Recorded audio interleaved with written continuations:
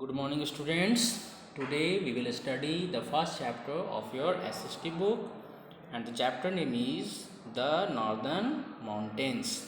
The Northern Mountains. तो students, आपने India का मैप देखा होगा और प्रीवियस क्लास में आप पढ़ चुके हैं कि इंडिया को के ज्योग्राफिकल फीचर्स को कई ग्रुप में बांटा गया है। ये आप इंडिया का मैप देख रहे हो स्टूडेंट्स, है ना। तो ये जो एरिया है ना, ये जो है ना, ये आपका नॉर्दर्न माउंटेन्स कवर करता है। ये पूरा क्या है, ये नॉर्दर्न माउंटेन। इसी के बारे में हम लोग आज क्या करेंगे, स्टडी करेंगे। ठीक है। तो नॉर्दर्न माउंटेन्स जो है ये कहाँ है, इंडिया के नॉर्थ में है। The great mountain wall of the north is the most striking physical feature of our country. ये इंडिया का एक बहुत ही इम्पोर्टेंट फिजिकल फीचर है ना। मतलब इंडिया के नॉर्थ में ये जो माउंटेन है ये काफ़ी इम्पोर्टेंट है, इंडिया के लिए काफ़ी इम्पोर्टेंट है ना। इट सेपरेट्स द इंडियन सब continent from the rest of India. यह रेस्ट ऑफ एशिया, सॉरी, यह क्या करता है कि एशिया से इंडियन सब कंटिनेंट को सेपरेट करता है ना। जो ये नॉर्दर्न माउंटेन्स है ये पूरे एशिया से इंडियन सब कंटिनेंट को क्या करता है, सेपरेट करता है मीन्स अलग करता है। ठीक है। This long ranges of mountains located in the north of India. ये जो माउंटेन्स की जो रेंजेस है ना, ये कहाँ पे है, इंडिया के नॉर्थ साइड में है ना। And stand like a security guard on our northern borders. ये हमारे नॉर्दर्न बॉर्डर्स पे एक सिक्योरिटी गार्ड की तरह एक मतलब सेफ्टी के लिए वो हम जो है वहाँ पे स्टैंड है। The mountain ranges. The northern mountains include two mountain ranges. Let's study them. तो ये जो माउंटेन रेंजेस हैं ये इनको दो ग्रुप में डिवाइड किया गया है। फर्स्ट में है द काराकोरम रेंज, है ना। काराकोरम रेंज जो है, the northern most range is called the Karakoram mountain range. जो सबसे नॉर्थ में है, सबसे नॉर्दर्न मोस्ट जो रेंज है ना, उसे क्या कहते हैं, काराकोरम रेंज कहते हैं। It is often considered a part of the Himalayan range, but it is actually not a part of that range. कभी कभी इसे हिमालयन रेंज का ही पार्ट माना जाता है, बट एक्चुअली ऐसा नहीं है ना। माउंट गॉडविन ऑस्टिन, इसको हम लोग K2 भी कहते हैं। माउंट गॉडविन ऑस्टिन भी कह सकते हैं या फिर K2 भी कह सकते हैं। Second highest peak in the world is located in the Karakoram range. ये जो है वर्ल्ड का सेकेंड हाईएस्ट पीक है ना। जैसे माउंटेन जब होते हैं ना स्टूडेंट्स, तो माउंटेन में कई सारे पीक होते हैं, इसको हम पीक बोलते हैं। ये क्या है, पीक है। तो वर्ल्ड का फर्स्ट हाईएस्ट पीक कौन सा है, वर्ल्ड का फर्स्ट हाईएस्ट पीक है माउंट एवरेस्ट, है ना, माउंट एवरेस्ट है। और सेकंड नंबर पे जो हाईएस्ट पीक है वो कौन है, गॉडविन ऑस्टिन, या फिर जिसे हम क्या कह सकते हैं, K2 कह सकते हैं, काराकोरम 2 कह सकते हैं। ठीक है। Mount Godwin Austen, the second highest peak in the world, is located in the Karakoram range and its height is 8611 metre. जबकि माउंट एवरेस्ट की हाइट कितनी है स्टूडेंट्स, 8848 मीटर। और गॉडविन ऑस्टिन की कितनी है, 8611। तो ऑब्वियसली ये सेकेंड नंबर पे आएगा, है ना। तो द काराकोरम रेंज के बाद वह है आपका आता है द हिमालयन रेंज। मेनली हम यही पढ़ना है students. The Himalayan range is located to the south of the Karakoram range. ये काराकोरम रेंज के किस तरफ है, साउथ में है। जो काराकोरम रेंज है वो एकदम नॉर्दर्न मोस्ट रेंज है, और उसके साउथ में कौन सा रेंज है, हिमालयन रेंज है। It is also called Himalaya और द हिमालयाज। इसे आप हिमालय या फिर हिमालयाज भी कह सकते हैं। The range stretch from Kashmir in the west to Arunachal Pradesh in the east. ये जो रेंज है ये वेस्ट में कश्मीर से लेकर के जो है ईस्ट में कहाँ तक जाता है, अरुणाचल प्रदेश तक। It is wider in the west and narrower in the east. ये जो है वेस्ट में जो है इसकी चौड़ाई ज़्यादा है, वाइड है, और ईस्ट में जो है थोड़ा नैरो है ना। तो हिमालयन रेंज जो है इसे आप हिमालय या हिमालयाज भी कह सकते हैं। यह कश्मीर से लेकर के वेस्ट में कश्मीर से लेकर के ईस्ट में कहाँ तक है, अरुणाचल प्रदेश में, ठीक है। It is wider in the west, west में इसकी जो चौड़ाई है वो अधिक है और ईस्ट में जो है यह थोड़ी नैरो है। The Himalayas means the abode of snow, Himalaya का मतलब होता है अबोर्ड ऑफ स्नो मीन्स बर्फ का घर, ठीक है। अगर आप हिमालय जो वर्ड है इसको हिंदी में हम ये करते हैं हिमालय, तो इसकी संधि विच्छेद अगर करेंगे तो क्या होगा स्टूडेंट्स, हिम धन आलय। हिम मीन्स होता है स्टूडेंट्स बर्फ, आलय मीन्स होता है घर, यानी बर्फ का घर, द अबोर्ड ऑफ स्नो, ठीक है। Word Himalaya means abode of snow, as most of high peaks of the Himalayas are covered with snow throughout the year। Himalayas के जो हाई पिक्स हैं, ऊंची ऊंची जो चोटियां हैं, वो जो है क्या होती है, कवर्ड विथ स्नो, बर्फ से ढकी होती है थ्रू आउट द ईयर, पूरे साल जो है ना, हिमालय की जो ऊंची चोटियां वो इतनी अधिक हाइट पे है ना कि वहाँ पे टेम्परेचर बहुत कम होता है और वो सालों भर जो है बर्फ से ढकी होती है। Mount Everest is the highest peak in the world, mount Everest is the highest peak in the world. अभी इसकी चर्चा हम अभी पिछले स्लाइड में कर चुके हैं students. Its height is 8,848 metre, है ना। हिमालय हैज़ 3 रेंजेस, हिमालय में कितने रेंजेस हैं, हाँ, हिमालय के जो रेंजेस हैं उसको 3 पार्ट में बांटा गया है। द हिमाद्री रेंज जिसको हम लोग ग्रेटर हिमालयाज भी कहते हैं, द हिमाचल रेंज जिसको हम लोग लेसर हिमालयाज कहते हैं, एंड द शिवालिक रेंज या फिर इसको हम लोग आउटर हिमालयाज भी कहते हैं। तो स्टूडेंट्स हिमालयाज रेंज को 3 ग्रुप में बांटा गया, the Himadri range, the Himachal range and the Shivalik range.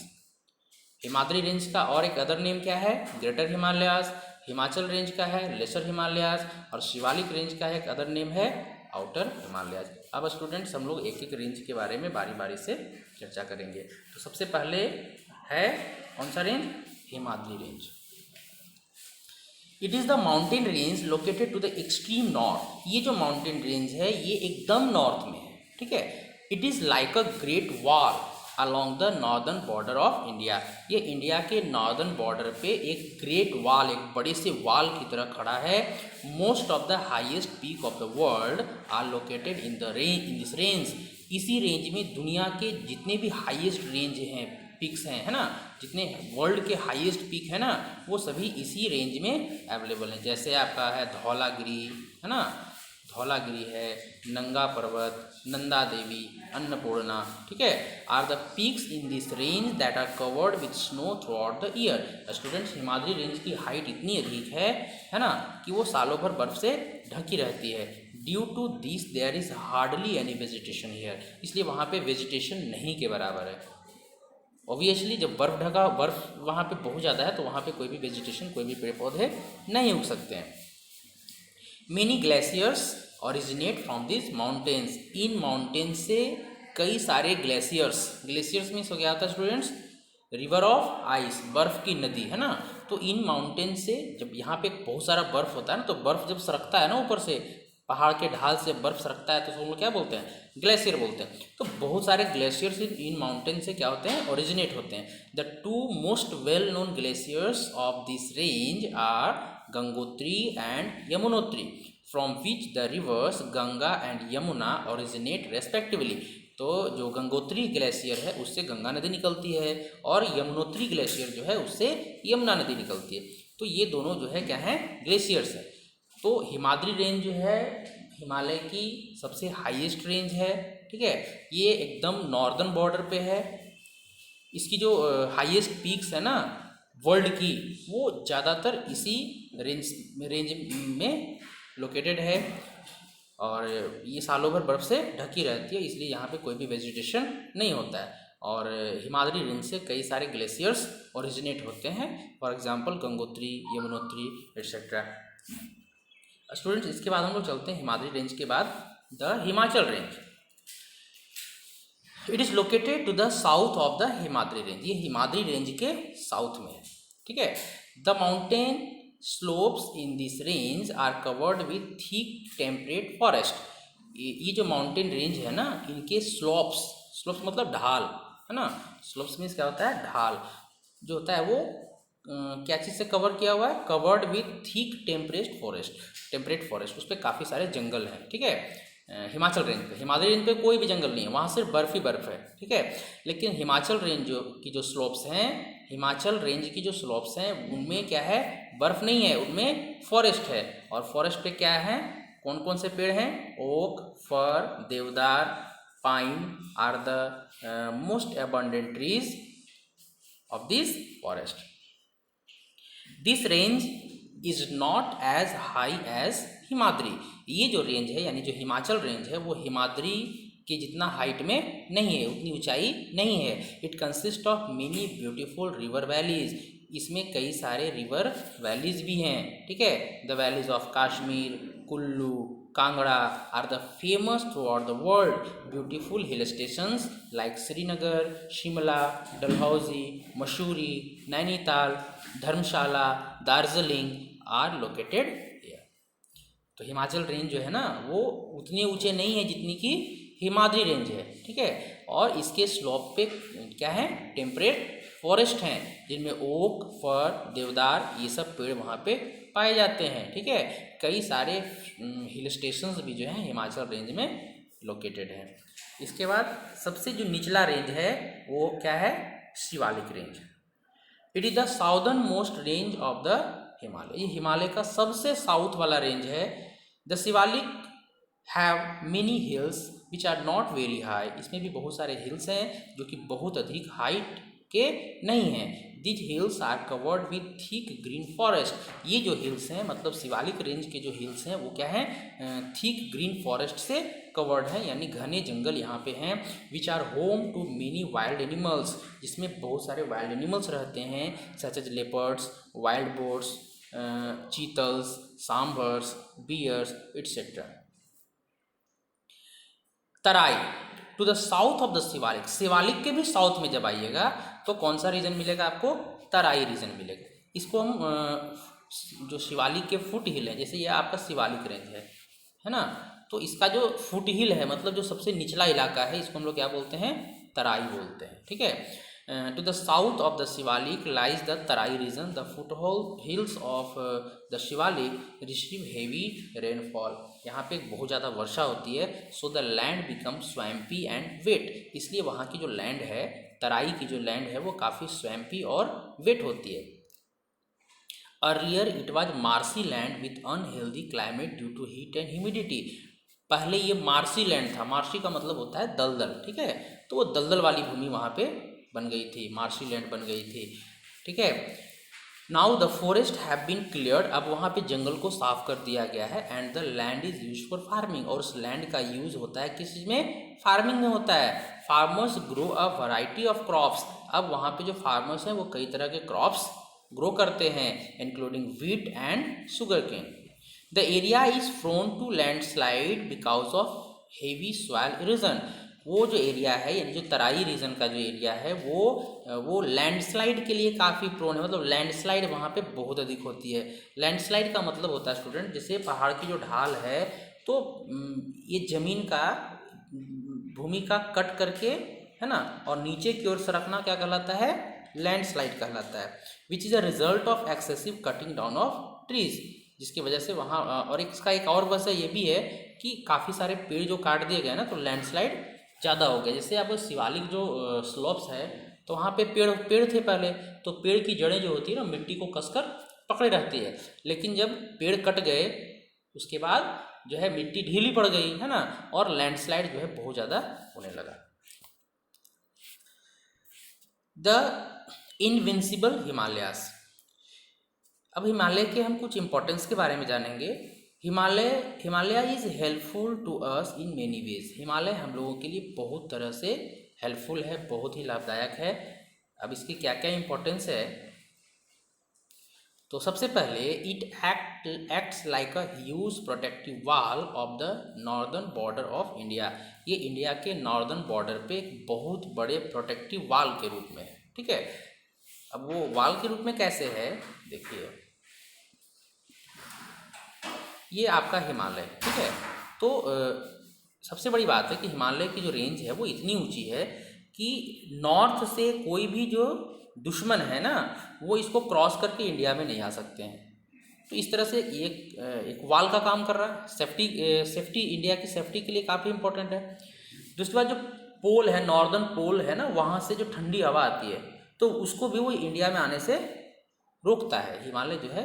तो नॉर्थ से ठंडी हवा को और दुश्मन को इंडिया में आने से रोकता है। तो हिमालय का पहला इंपॉर्टेंस ये हो गया है ना। देखिए ये आपका सेकंड पॉइंट में है, it protect us from the extremely cold winds blowing for the Tibet and central Asia. Central Asia और तिब्बत से जो हवा आती है ना, ठंडी हवा, उसको ये क्या करता है, रोकता है और हमें उस भयानक ठंड से बचाता है। It slopes the moisture laden monsoon winds and from going to the north and thus forces them to cause rainfall in the plains। अब देखिए इसकी एक और इम्पोर्टेंस क्या है। ये हिमालय रेंज है। अब यहाँ से जो मॉनसून विंड जा रही है इंडिया में, इंडिया से, है ना, आप लोग जानते हैं स्टूडेंट्स कि जो मॉनसून विंड है वो कहाँ से आती है। इंडिया में जो बारिश होती है तो बारिश कहाँ से होती है। अगर ये आपका इंडिया है